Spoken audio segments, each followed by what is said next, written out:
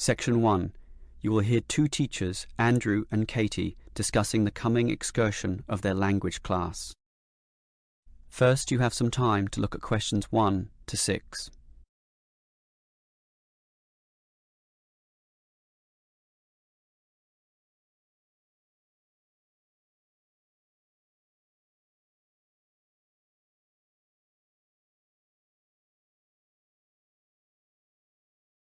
Now we shall begin.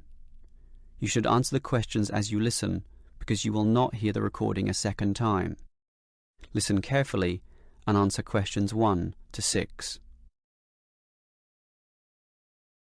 Well, we have this school excursion plan, but when exactly is it? Is it this Tuesday or Wednesday? Well, it can't be Tuesday with the English tests taking place.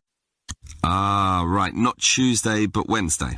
That's right, all day Wednesday, taking a bus outside the city. And where are we going? Last month we went to Arthur Island, so this time we're going to the animal park. Arthur Island was okay, but it was too cold. Let's hope the weather for this week's excursion is better. I don't suppose animals care about bad weather, but I certainly do. Have you heard the forecast? Yes, and it's not too bad. Basically, they're saying Monday will be sunny, but then the weather will change. Not so good. Yes, Tuesday we'll have some showers, but by Wednesday, the day of our excursion, it will be, well, their words are cold and cloudy. Cold and cloudy. Well, as long as it isn't wet and rainy, I'm happy enough. We won't need umbrellas, just warm clothing. And what time will we get there? Let's see, the bus picks us up at 8:30 a.m. and then it's an hour and a half on the road, so we arrive at 10 a.m. Sorry, with the 15-minute break, that will actually be 10:15 a.m. That's early enough. Then all our students can see the animals, have their fun, and do whatever they want to do. Well, one fun event planned that day is Birds of Prey. What's that? That's when they bring out several birds of prey, eagles, falcons, kites, those sorts of birds, and throw pieces of meat into the air, and the birds swoop down and eat them. It's quite impressive. Sounds great. Birds of prey. Are there any other activities? There's a catered lunch at the park restaurant. We've already paid for that. And in the afternoon there's... Well, I had a choice between the reptile display and the koala handling. In the reptile display, the students can handle live pythons and various other snakes. Surely they'd rather hold koalas. I'm sure, but the koalas can't be handled unless the weather's sunny, and given the forecast, I thought it better to choose the reptile display. That's a shame. These Asian students would love the koala handling. Yes, I know, but we can't control the weather. And then we get back. What time will that be? We leave the park at 4:30, but then we face traffic, so we won't get back until well after 6 p.m. It will most likely be 6:30, but that's better than the last trip. We didn't get home until 8:30 that time. Yes, that was a bit too late, wasn't it? Before you hear the rest of the conversation, you have some time to look at questions 7 to 10.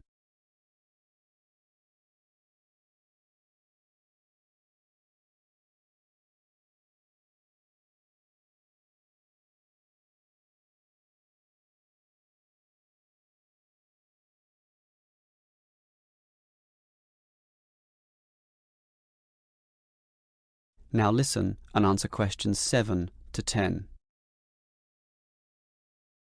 Andrew, I understand you've been doing some research regarding the breakdown by nationality of our student body. That must have produced some interesting results. You're right. I got some statistics from head office. I would imagine that most of our students are either Japanese or Chinese. You imagine right. But it's the Chinese who constitute the majority, but only just. I had thought Koreans might be second, but it's actually the Japanese, quite close behind. It's somewhat surprising, but obviously all those study tours that our university markets in Japan are bringing in students. What's the breakdown exactly? Japanese are a quarter of the whole, which is considerable. Last year they were only 16%, so that market has grown nicely. The only other proportions of some weight are the Indonesians and Koreans, about the same.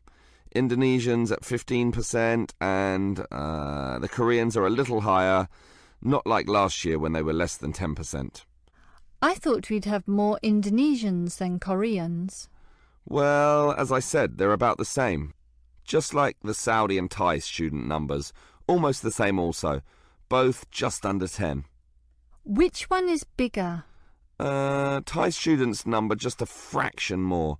As for the other nationalities, collectively they're only 3%, so it wasn't worth giving each of them a separate category. I just grouped them under other. That's Vietnamese, South American, a couple of Russians, and so on. That is the end of section 1.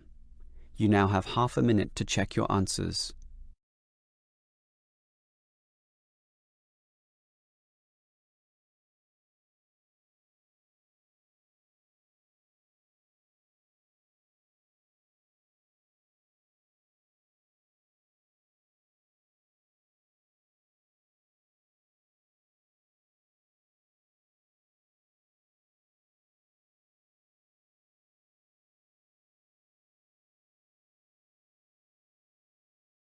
Now turn to section 2.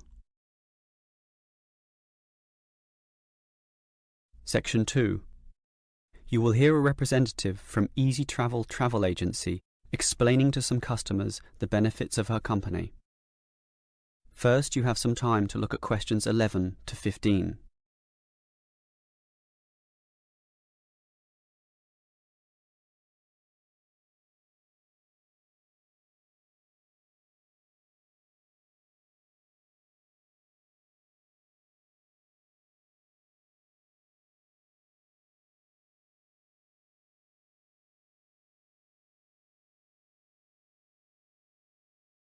Now listen carefully and answer questions 11 to 15. Hello everyone. Now you're here because you're interested in travel, right? And you're in the right place. For at Easy Travel we have the best deals for the best locations. We specialise in eco-travel, or holidays designed to get you amongst nature, ignoring the hustle and bustle of big cities. So whether you want to hike in Nepal, as many people do, or follow some jungle paths in the rainforests of Queensland, we can give you the best deal. If you look at our office here, you'll see our overseas consultants. That's for trips overseas, obviously, to Europe, to North America, but primarily for the Asian market, which is generally more popular in this part of the world. Most people like that touch of the Orient, right? But they also like the domestic market, since this country offers its fair share of beautiful natural vistas.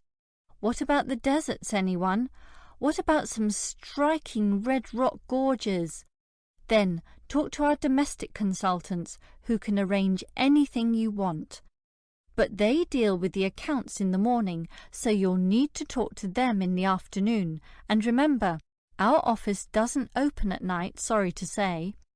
Now, around the outskirts and outer regions of this city, there are many beautiful places that you might not be aware of, and the advantages of these regional locations are many. Mostly by being closer, some of them can be done in a day tour. Yes, it's fast and convenient with none of those long-haul bus trips which often leave you cramped and uncomfortable and stuffing heavy suitcases into luggage racks. But I should tell you about our buses, those that are needed for the somewhat more distant holiday destinations. They definitely do not suffer from those problems I just mentioned. We use the services of the famous Sleek Line Company, whose buses are known as the very best. Yes, they are big, yes, they are comfortable, but what makes them especially different is the personal attendant who accompanies the driver, ready and willing to serve you and ensure that your trip is the very best. So whether it's overseas or local, we can certainly give you what you want. Now, do you have any questions?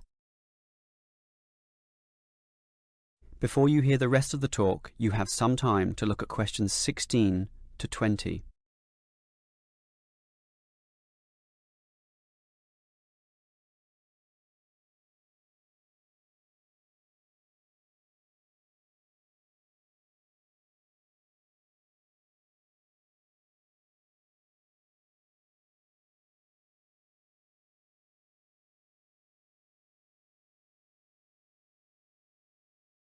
Now listen and answer questions 16 to 20. Right, let me orient you to our main Easy Travel office here. On this table right beside us are travel magazines for you to browse through, and on the wall next to that are many more for all parts of the world. Our 4 travel consultants sit over there on the other side of that long counter. That's right, 4 of them, side by side, all serving various regions. Now, let me tell you their specific functions.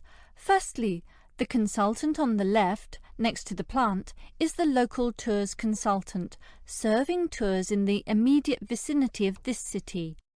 Next to her is what we call regional tours, targeting the statewide options. Next to her is the interstate tours, and that can involve either buses or planes. In the former case, utilising the Sleek Line bus service, as you know. And finally, next to her in the corner is General Inquiries, which is self-explanatory. If you have questions of a general nature, rather than one relating to specific destinations, you can go there.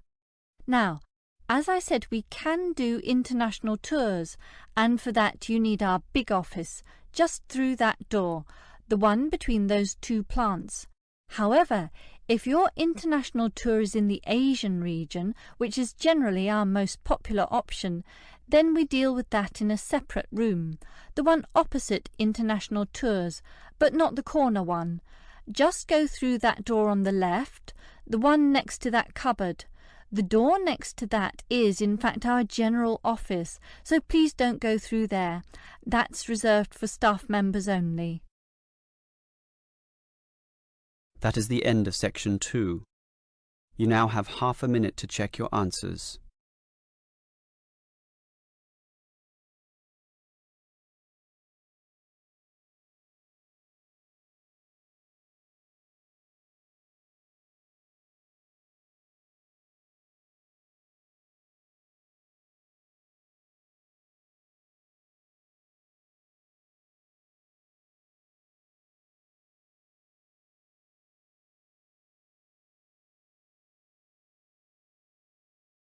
Now turn to section 3. Section 3. You will hear 2 students, Sam and Liz, discussing their university orientation program. First, you have some time to look at questions 21 to 24.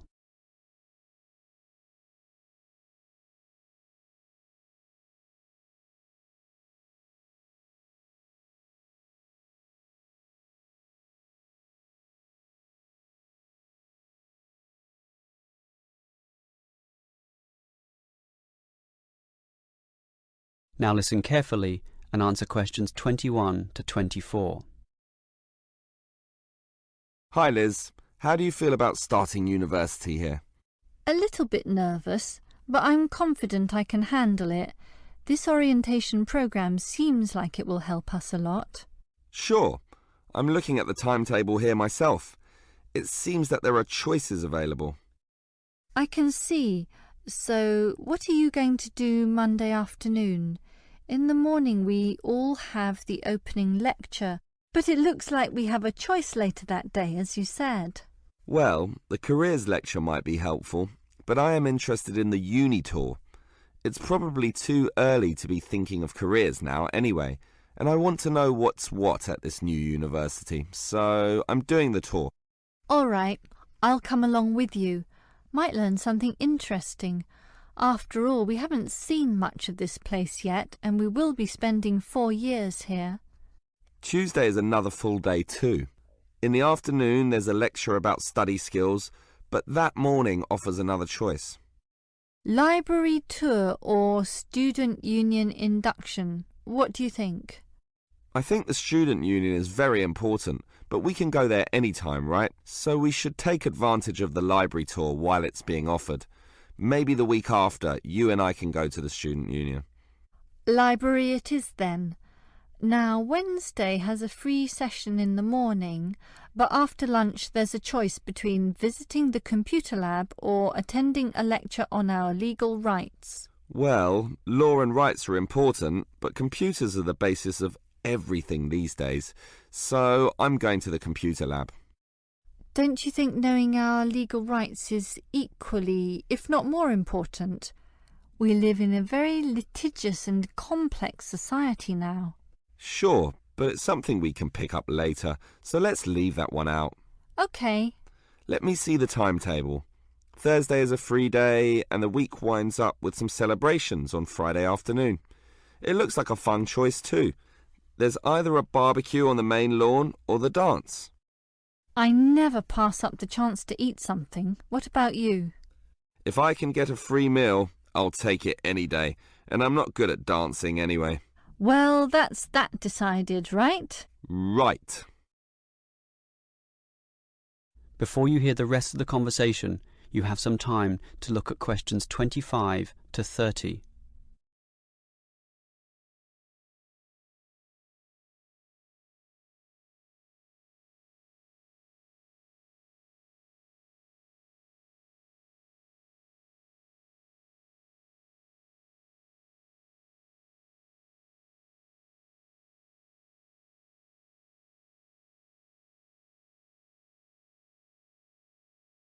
Now listen and answer questions 25 to 30.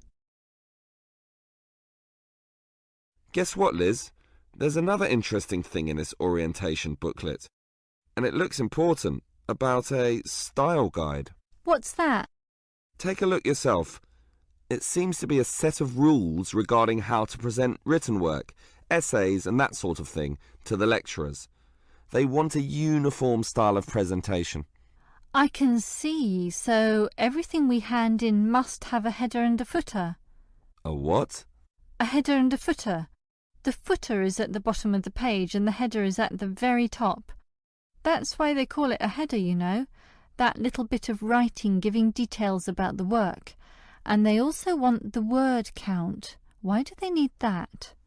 I guess because the lecturers will specify the number of words they want for their assignment. And they want to be sure students follow this. And even the heading on the page has to be a specific dimension, 16 points and bold print and underlined. And subheadings are 14 points, and the font has to be Arial for everything. Yes, the main text is Arial too, as you said, and the size is 12 points, with the header and footer being slightly smaller at 10 points each. Well, it seems logical. The size of everything is in proportion to its importance, but why do they need the spacing of the main text to be 1.5? The header and footer are different. They're only single-spaced. Probably to allow the teacher to insert comments or corrections, or just to make it all more readable, I suppose. And we need wide margins on the left, right, top and bottom, probably for the same reason. Lots of space to allow the addition of comments. That's a bit scary, actually. It seems to assume we will be making mistakes. And look what they want in the header and footer. The header has the name of the work. Not the name of the teacher? No, the work, but surely the teacher's name must go somewhere. Ah, here it is. It goes in the footer. OK, I'd say this is all logical. If a page is lost, say falls to the floor, then with all this information it can always be traced back to the teacher involved. Right. As you say, all very logical. That is the end of section 3. You now have half a minute to check your answers.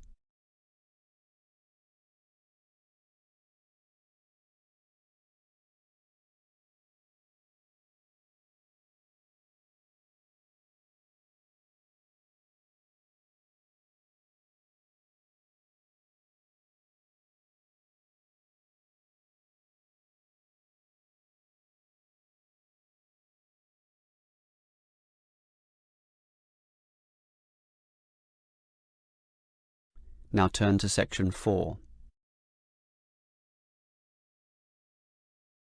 Section 4. You will hear a lecturer discussing public parks. First, you have some time to look at questions 31 to 34.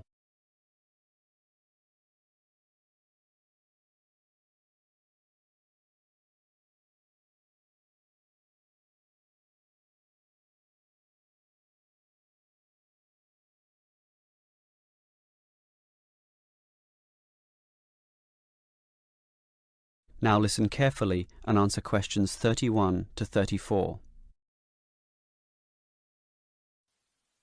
Most of us are familiar with a local park. We spend time there, play there, and have some of our best memories in these places. But what is a park? Basically, it can be defined as a natural, or at least semi-natural, piece of land, planted with a variety of trees, bushes and flowers, protected and reserved for the enjoyment of all citizens. There are usually regulations about the sorts of behaviour that can take place within, and sometimes there are facilities such as children's playgrounds or fields for ball games and other sorts of activities. For this reason, if there is grass, it is kept short, and this also discourages the breeding of insect pests. A well-maintained park actually needs a lot of people to look after it, and more so if the park showcases special plants, flowers or trees, in which case it is called a botanic garden. In complete contrast, if the park is big and remote enough, it is sometimes designated as a wilderness park, to be left completely alone and untouched, protected from all development in order to allow wild species, both plant and animal, to live undisturbed. But it is the urban park, the sort of park that most people are familiar with, that I want to talk about now. These preserve natural landscapes for the pleasure of the urban population, most commonly just for passive recreation. In other words, allowing people just to observe the trees and lie in the grass, and such passive recreation is certainly needed. Before you hear the rest of the lecture, you have some time to look at questions 35 to 40.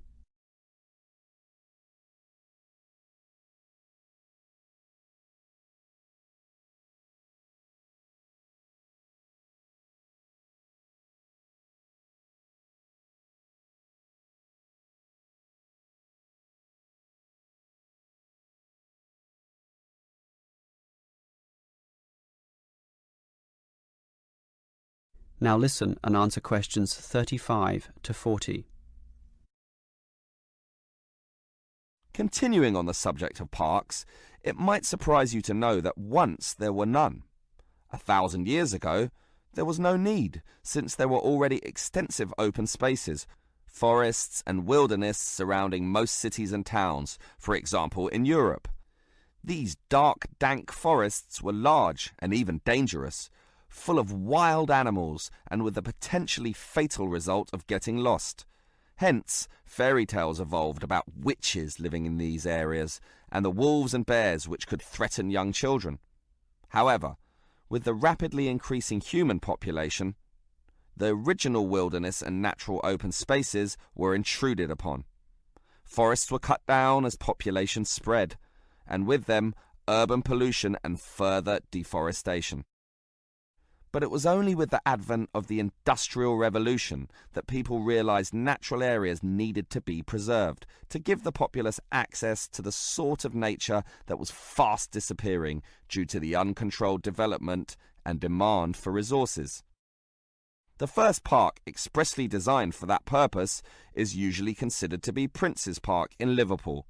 This was in 1841 on land donated to the public by a rich iron merchant. With such a generous donation, worth about £50,000, the council decided to invest £5,000 of its own money in making it look good. Consequently, they hired a landscape designer, Joseph Paxton, who designed twisting turning pathways among shade-giving trees, all based around a central lake. In many ways, it became the prototype for all later large parks, including the famous Central Park in New York. But if we were to pick the park that most people are familiar with, it would be the much smaller neighborhood park. These can be tiny, but by being in the midst of extensive development and dense populations, they are increasingly seen as a refuge where one can get a glimpse of true nature. Many psychologists now maintain that this glimpse is necessary, for ultimately, as a species, we have an innate affinity for nature, and the concrete urban zoo clashes with our inner being. This has seen the rejuvenation of many urban parks that were once left to decay, for example in New York or London, and indeed some cities such as Melbourne are known all over the world for their abundance of carefully maintained parks, including a world-famous botanic garden. That is the end of section 4. You now have half a minute to check your answers.